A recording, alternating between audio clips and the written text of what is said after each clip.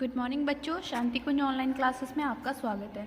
तो बच्चों, हमारी चल रही हैं रिवीजन क्लासेस और आज हम चैप्टर नंबर 10 चट्टाने और खनिज का रिवीजन करेंगे और इसके एक्सरसाइज को डिस्कस करेंगे। तो बच्चों, चट्टाने क्या होती हैं आप सभी को पता है। चट्टाने क्या होती हैं? चट्टानों बहुत तरह के खनिज पाए जाते हैं।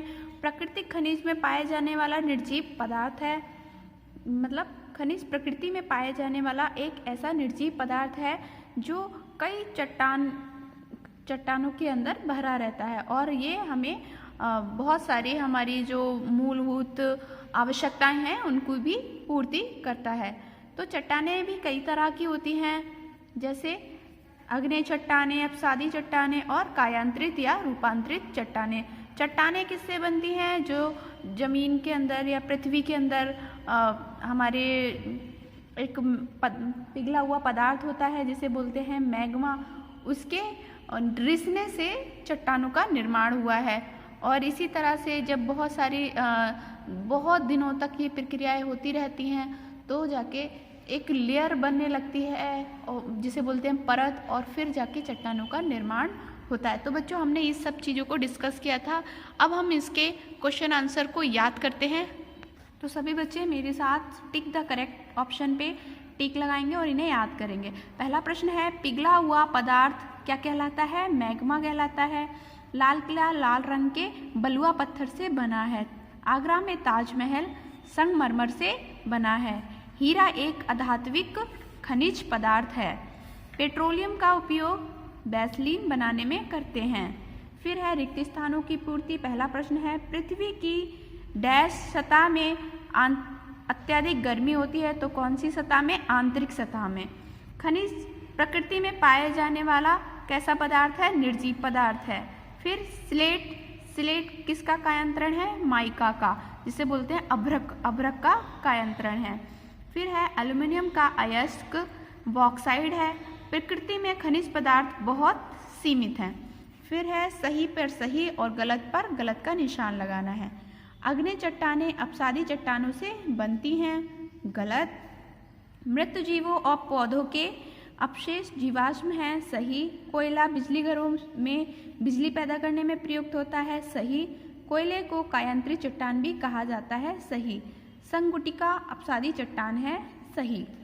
फिर आपको मिलान करना है। कोयला अनवीकरणीय पदार्थ है। ताजमहल संगमरमर से बना है। एल्यूमिनियम बर्तन बनाने में भी प्रयोग करते हैं। सौर ऊर्जा सूर्य की ऊर्जा को कहते हैं। आग्नेय शेल ग्रेनाइट की बनी होती हैं। फिर प्रश्नों के उत्तर देना है हमें। पहला प्रश्न है, प्राकृतिक संसाधन से आप क्या समझते हैं? किन्हीं दो प्राकृतिक संसाधनों का महत्व समझाइए।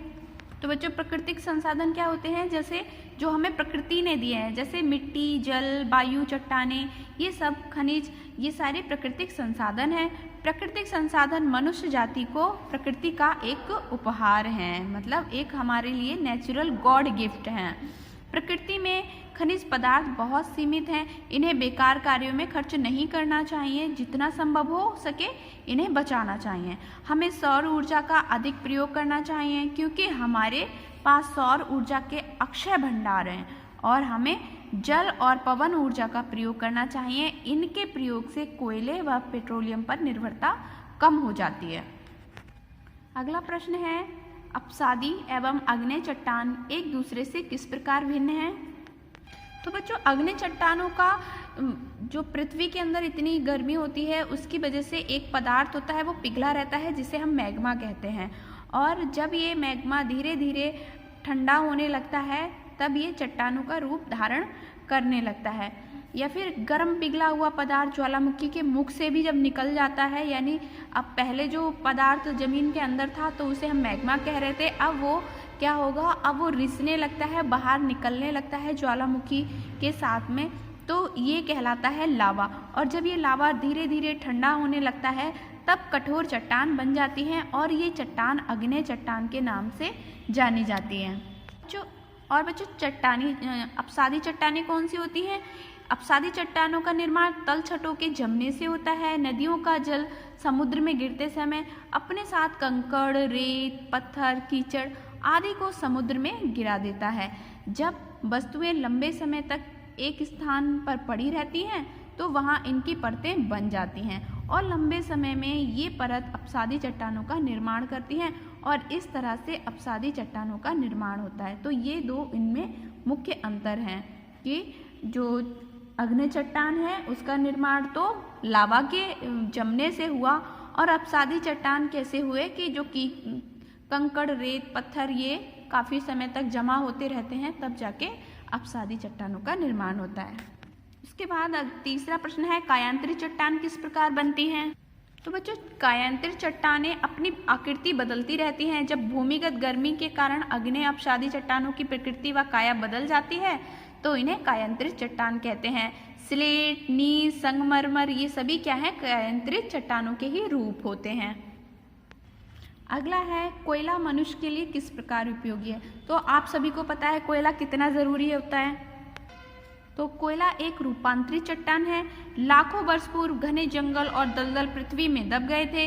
इन दबे हुए जंगलों और दलदलों पर रूपांतरित चट्टानें बनती चली गईं और बहुत ही ज़्यादा प्रेशर यानी उच्च दाब और ताप के कारण ये लिग्नाइट तथा कोयले में परिवर्तित हो गए। अब हम इसे भूमि से खोदकर निकालने लगे। कोयला का उपयोग स्टील को गलाने वाली भट्टियों में, भोजन बनाने के लिए ईंधन के रूप में तथा बिजली बनाने में भी किया जाता है। आपने देखा होगा पहले ट्रेनें भी किससे चलती थी, कोयले से ही चलती थी। जब इसे वायु की उपस्थिति में जलाया जाता है तो कोल गैस भी मिलती है। तो कोयला भी बहुत ज़रूरी पदार्थ है। और बच्चों लास्ट क्वेश्चन है, पेट्रोलियम कैसे बनता है, इसके स्रोत से कैसे निकाला जाता है इसे? पेट्रोलियम को काला सोना या तरल सोना भी कहा जाता है। ये चट्टानों में पाए जाने वाला खनिज तेल है। लाखों वर्ष पहले पृथ्वी और समुद्र में रहने वाले जीव जंतु जो पृथ्वी के नीचे दब गए थे वे खनिज तेल के रूप में परिवर्तित हो गए। पेट्रोलियम को उसके भंडारों से कच्चे माल के रूप में प्राप्त किया जाता है।